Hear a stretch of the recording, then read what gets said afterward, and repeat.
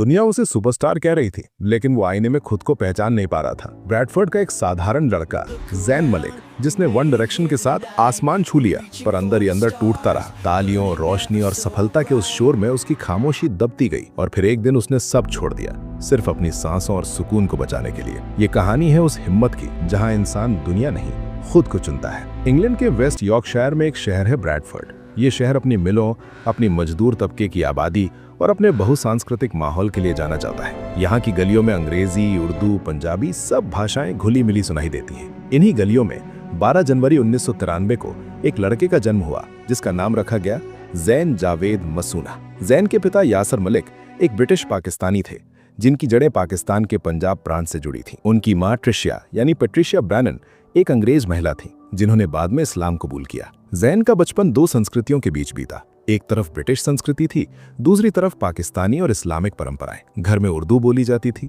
ईद मनाई जाती थी और साथ ही क्रिसमस भी। ज़ैन का परिवार आर्थिक रूप से बहुत संपन्न नहीं था। ब्रैडफोर्ड का ईस्ट बॉलिंग इलाका, जहां ज़ैन पला बढ़ा, वो इंग्लैंड के सबसे वंचित इलाकों में गिना जाता था। यहाँ बेरोजगारी, गरीबी और नस्लीय तनाव आम बात थी। एक मिश्रित नस्ल के बच्चे के लिए यहाँ बड़ा होना आसान नहीं था। ज़ैन ने बाद में कई इंटरव्यू में बताया कि उन्हें बचपन में नस्लीय भेदभाव का सामना करना पड़ा। वो न पूरी तरह गोरे थे, न पूरी तरह एशियन। दोनों समुदायों से उन्हें कभी कभी अजनबी जैसा महसूस कराया जाता था। ये पहचान का संकट, ये कहीं का नहीं होने की भावना ज़ैन के व्यक्तित्व पर गहरा प्रभाव डालने वाली थी। लेकिन इसी संकट ने उन्हें एक ऐसी दुनिया की तरफ खींचा जहाँ कोई सीमा नहीं थी, संगीत की दुनिया। ज़ैन के घर में संगीत का माहौल था। उनके पिता को R&B और हिप हॉप पसंद था। घर में बॉब मार्ले से लेकर माइकल जैक्सन तक और नुसरत फतेह अली खां से लेकर लता मंगेशकर तक सब सुना जाता था। ज़ैन ने बचपन से ही गाना शुरू कर दिया था, लेकिन वो इतने शर्मीले थे कि अपने परिवार के सामने भी गाने में हिचकिचाते थे। स्कूल में ज़ैन एक शांत, अंतर्मुखी लड़का था। वो ज्यादातर अपने में ही रहता था। पढ़ाई में ठीक ठाक था, लेकिन उसका दिल किताबों से ज्यादा संगीत में लगता था। उसने अपने कमरे में बंद होकर गाना गाना शुरू किया। यूट्यूब पर गानों की वीडियो देखकर सीखता, रेडियो सुनकर अभ्यास करता, लेकिन किसी को नहीं पता था कि इस शर्मीले लड़के के अंदर कितनी प्रतिभा छिपी है। ज़ैन की मां ट्रिशिया ने सबसे पहले उसकी प्रतिभा को पहचाना। जब ज़ैन बाथरूम में नहाते हुए गाता था तो उसकी आवाज पूरे घर में गूंजती थी। मां ने पहले तो मुस्कुराकर सुना, फिर ध्यान से सुना और फिर उन्हें एहसास हुआ कि ये कोई साधारण आवाज नहीं है, ये एक ऐसी आवाज है जो लोगों के दिलों को छू सकती है। ट्रिशिया ने ज़ैन को प्रोत्साहित किया। उन्होंने उससे कहा, बेटा तुम्हारे पास कुछ खास है, इसे दुनिया के सामने लाओ। लेकिन ज़ैन के लिए ये इतना आसान नहीं था। वो इतना शर्मीला था कि स्कूल के किसी कार्यक्रम में भी गाने से कतराता था। मंच पर जाने की बात तो दूर, वो क्लास में बोलने से भी घबराता था। लेकिन ट्रिशिया ने हार नहीं मानी। उन्होंने ज़ैन को स्कूल के म्यूजिकल नाटकों में हिस्सा लेने के लिए प्रेरित किया। धीरे धीरे ज़ैन ने छोटे छोटे स्कूल कार्यक्रमों में गाना शुरू किया और जब उसने पहली बार स्कूल के मंच पर गाया तो सब स्तब्ध रह गए। ये वही शांत, चुप रहने वाला लड़का था जो अचानक मंच पर एक अलग ही इंसान बन गया। उसकी आवाज में एक जादू था, एक गहराई थी, एक ऐसी भावना थी जो उम्र से कहीं आगे थी। ज़ैन की टीचर ने उसकी मां को बुलाकर कहा, इस लड़के में कुछ खास है, इसे आगे बढ़ने का मौका दीजिए। और यहीं से शुरू हुई एक ऐसी यात्रा जो ब्रैडफोर्ड की गलियों से निकलकर पूरी दुनिया तक पहुंचने वाली थी। साल 2010, ज़ैन 17 साल का था। उसकी मां ने उसे ब्रिटेन के सबसे प्रसिद्ध music reality show the x factor के ऑडिशन के लिए फॉर्म भरने के लिए कहा। ज़ैन ने पहले मना किया, उसे डर था, मंच का डर, भीड़ का डर, जज के सामने गाने का डर और सबसे बड़ा डर रिजेक्ट हो जाने का डर। लेकिन मां ने जिद की। उन्होंने कहा, बेटा अगर तुम कोशिश नहीं करोगे तो कभी नहीं जान पाओगे कि तुम क्या बन सकते हो। हारने से मत डरो, कोशिश ना करने से डरो। ये एक मां की वो जिद थी जो इतिहास बदलने वाली थी। ज़ैन ने ऑडिशन का फॉर्म भरा। जब ऑडिशन का दिन आया तो वो इतना नर्वस था कि उसके हाथ कांप रहे थे। हजारों लोगों की लाइन में वो खड़ा था और उसके दिल में बस एक ही सवाल था, क्या मैं काबिल हूं? ऑडिशन के दिन एक और नाटकीय मोड़ आया। ज़ैन ने ऑडिशन देने से ठीक पहले पीछे हटने का फैसला किया। वो इतना घबरा गया था कि वो बिना ऑडिशन दिए वापस जाने लगा, लेकिन उसकी मां ने उसे रोका, उसे गले लगाया और कहा, तुम ये कर सकते हो, मुझे तुम पर भरोसा है। और ज़ैन मंच पर गया। उसने मारियो का गाना लेट मी लव यू गाया। जब उसने गाना शुरू किया तो जजों की आंखें चमक उठीं। साइमन कावल, जो दुनिया के सबसे कठोर म्यूजिक जजों में गिने जाते हैं, उन्होंने भी ज़ैन की आवाज़ सुनकर सिर हिलाया। जैन को यस मिला और वो अगले राउंड में पहुंच गया। लेकिन जैन की यात्रा यहाँ आसान नहीं होने वाली थी। बूट कैंप राउंड में जैन को एक सोलो कलाकार के रूप में एलिमिनेट कर दिया गया। उसका सपना टूट गया। 17 साल का एक लड़का जिसने पहली बार हिम्मत जुटाकर कदम बढ़ाया था, उसे बता दिया गया कि वो काफी अच्छा नहीं है। उस पल को जैन ने बाद में अपनी जिंदगी के सबसे दर्दनाक पलों में से एक बताया। मुझे लगा कि सब खत्म हो गया। मुझे लगा कि शायद मैं सचमुच काबिल नहीं हूं, जैन ने एक इंटरव्यू में कहा। लेकिन किस्मत को कुछ और मंजूर था। गेस्ट जज निकोल शेरजिंगर और साइमन कॉवेल ने एक ऐतिहासिक फैसला लिया। उन्होंने 5 ऐसे लड़कों को चुना जो सोलो में एलिमिनेट हो चुके थे और उन्हें एक ग्रुप बना दिया। वे 5 लड़के थे: Zayn Malik, Harry Styles, Niall Horan, Liam Payne और लुई टॉमलिंसन। ये ग्रुप था वन डायरेक्शन। जब जैन को बताया गया कि उसे एक ग्रुप में रखा जा रहा है तो उसकी आंखों में आंसू आ गए। ये खुशी के आंसू थे, एक ऐसे लड़के के आंसू जिसने सोचा था कि सब खत्म हो गया, लेकिन जिंदगी ने उसे एक नई शुरुआत दी। कैमरों ने उस पल को कैद किया। 5 अजनबी लड़के एक दूसरे से गले मिल रहे हैं, रो रहे हैं और एक नए सफर की शुरुआत कर रहे हैं। ये वो पल था जब पॉप म्यूजिक का इतिहास बदलने वाला था, लेकिन उन 5 में से किसी को भी ये अंदाजा नहीं था। वन डायरेक्शन ने एक्स फैक्टर में 3रा स्थान हासिल किया।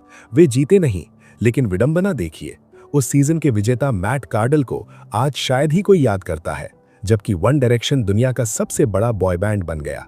साइमन कावल की साइको रिकॉर्ड्स ने वन डायरेक्शन को तुरंत साइन कर लिया और फिर शुरू हुआ एक ऐसा तूफान जिसने पूरी दुनिया को अपनी चपेट में ले लिया। सितंबर 2011 में उनका पहला album up all night release हुआ। व्हाट मेक्स यू ब्यूटीफुल गाना एक ग्लोबल हिट बन गया। ये गाना इतना पॉपुलर हुआ कि इसने यूके चार्ट्स पर नंबर 1 पर डेब्यू किया।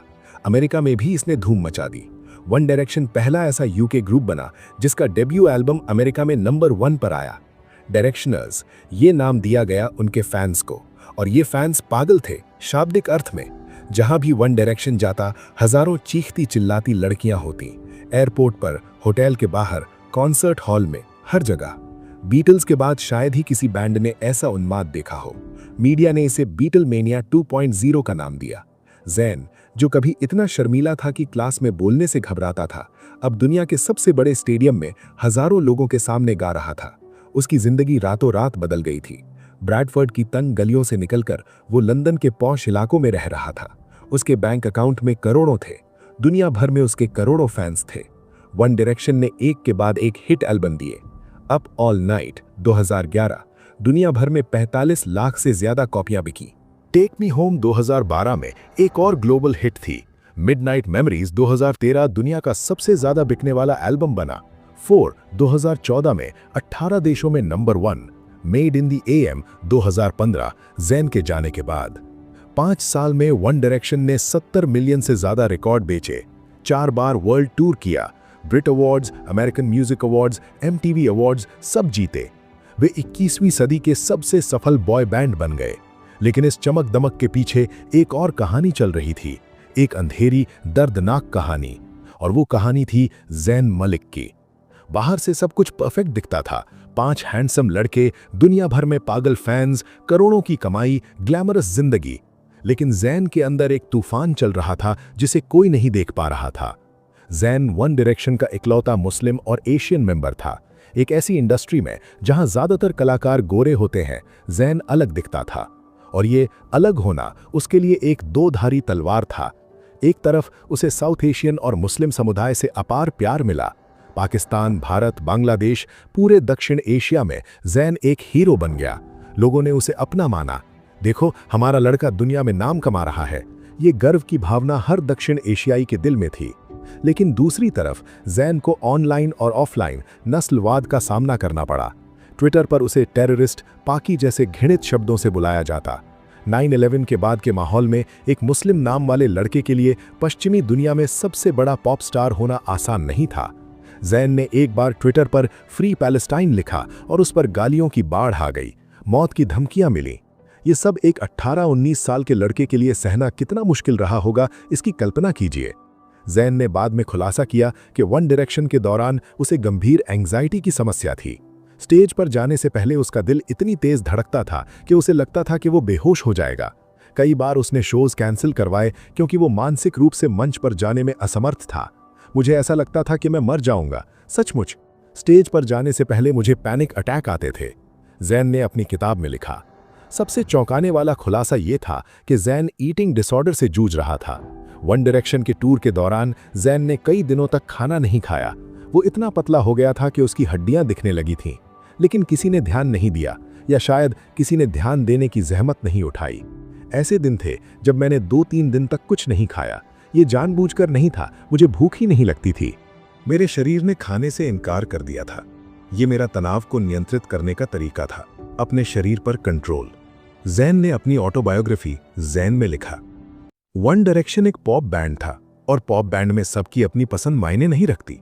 रिकॉर्ड लेबल तय करता था कि कौन सा गाना गाना है, कैसे कपड़े पहनने हैं, कैसे बात करनी है। जैन जो R&B, हिप हॉप और कव्वाली सुनकर बड़ा हुआ था, उसे बबलगम पॉप गाने पड़ रहे थे जो उसके दिल के करीब नहीं थे। मुझे ऐसा लगता था कि मैं एक रोबोट हूं। मुझे बताया जाता था कि कब हंसना है, कब बोलना है, क्या पहनना है। मैं अपनी पहचान खो रहा था, जैन ने कहा। जैन का रिश्ता लिटिल मिक्स की सिंगर पेरी एडवर्ड्स के साथ था। ये रिश्ता भी मीडिया की नजरों में था। हर छोटी बड़ी बात अखबारों में छपती थी। एक सामान्य रोमांटिक रिश्ते को भी सार्वजनिक तमाशा बना दिया जाता था। इस दबाव ने रिश्ते को और भी मुश्किल बना दिया। जैन सुलग रहा था, बाहर से मुस्कुरा रहा था, लेकिन अंदर से टूट रहा था। और इस सब के बीच एक दिन उसने वो फैसला लिया जिसने पूरी दुनिया को हिला दिया। ये तारीख पॉप म्यूजिक के इतिहास में एक काले दिन के रूप में दर्ज है। इस दिन जैन मलिक ने आधिकारिक रूप से वन डायरेक्शन छोड़ने की घोषणा की। ये फैसला अचानक नहीं आया था। इसके कुछ दिन पहले वन डायरेक्शन के एशियन टूर के दौरान जैन ने कॉन्सर्ट बीच में छोड़ दिया और वापस इंग्लैंड चला गया। तनाव को कारण बताया गया, लेकिन सच ये था कि जैन अब और नहीं सह सकता था। जब खबर आई कि जैन ने वन डायरेक्शन छोड़ दिया तो दुनिया भर में प्रतिक्रियाएं आईं। ट्विटर पर #always-in-our-hearts जैन मलिक ट्रेंड करने लगा और इसने ट्विटर का रिकॉर्ड तोड़ दिया। प्रति मिनट सबसे ज्यादा ट्वीट्स। फैंस रो रहे थे। कई किशोरियों ने स्कूल से छुट्टी ली। कुछ ने तो आत्महत्या की धमकी तक दी, जो बेहद दुखद और चिंताजनक था। ये दिखाता है कि वन डायरेक्शन और जैन का प्रभाव कितना गहरा था। लेकिन जैन के लिए ये एक मुक्ति का पल था।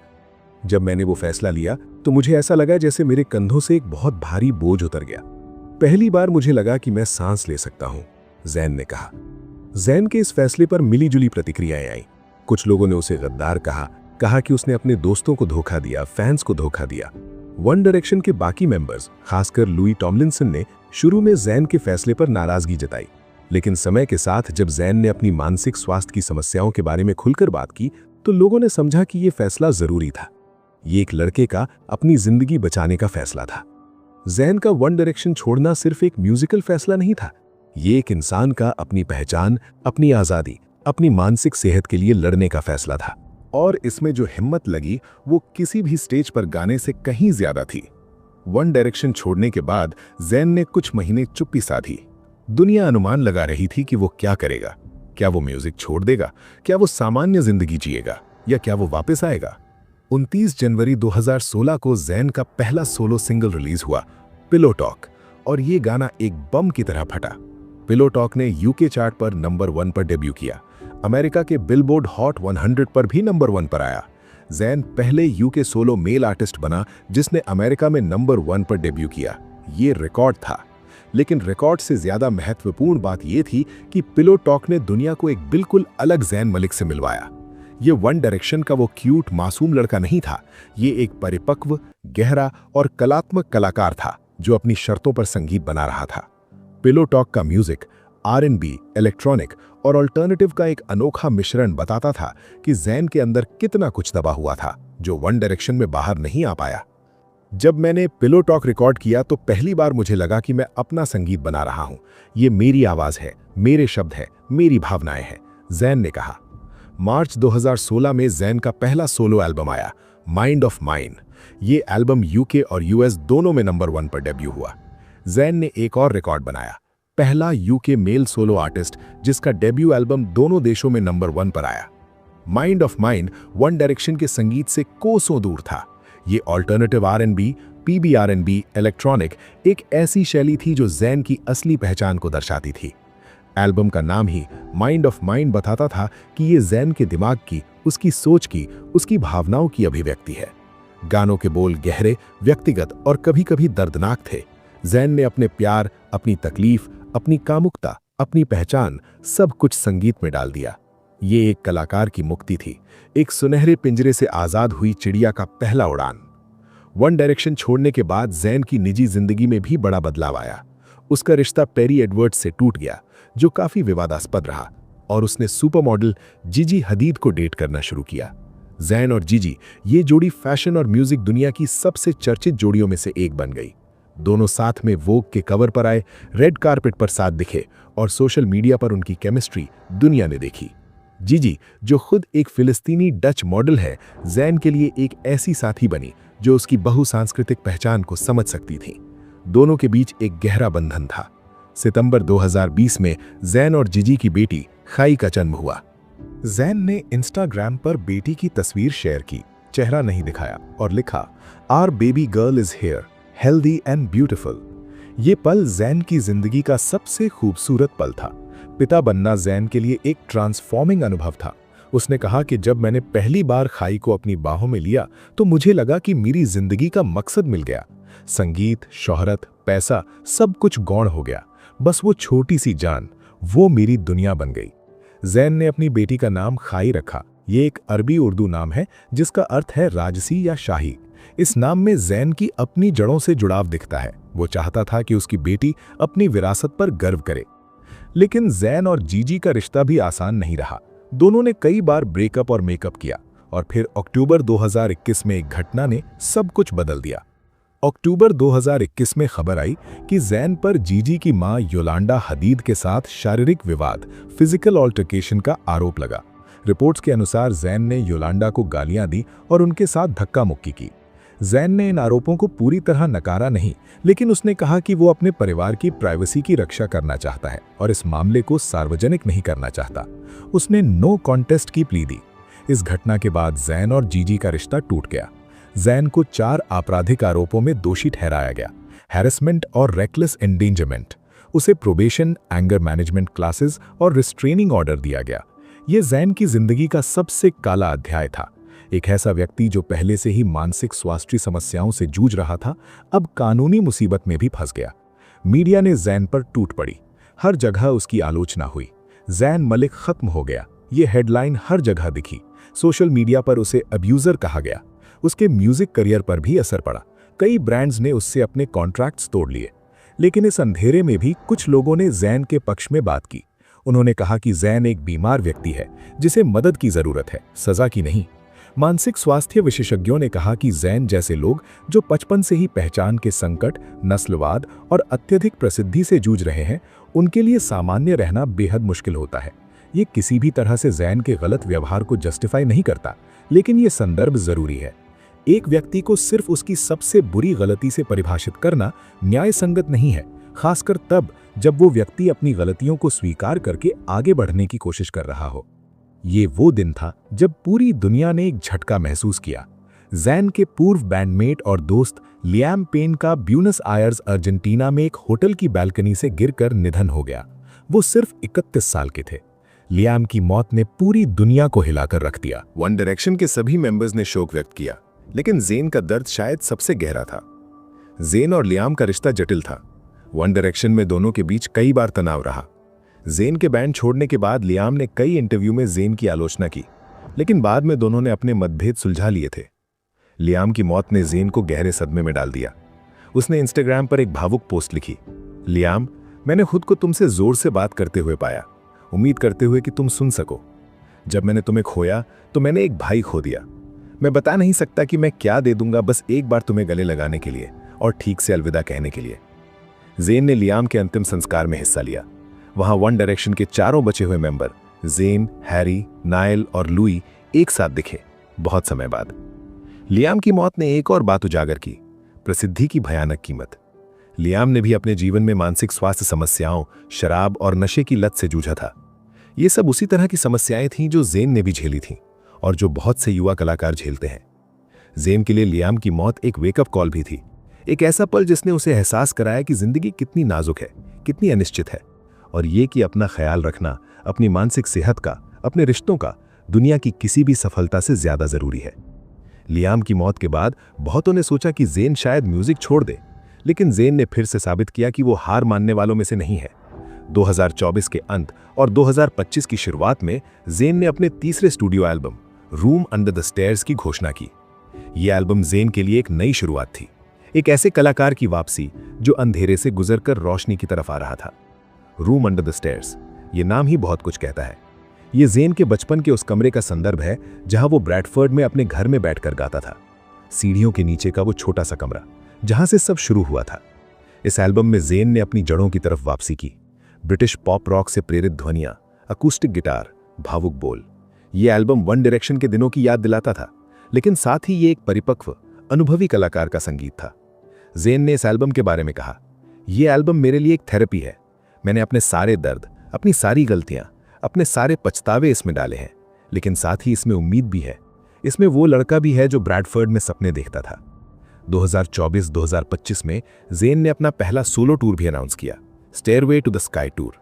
ये उसके करियर में पहली बार था जब वो अकेले, बिना किसी बैंड के, बिना किसी सहारे के दुनिया भर में परफॉर्म करने वाला था। पहले शो से पहले जेन ने स्वीकार किया कि वो बेहद नर्वस है,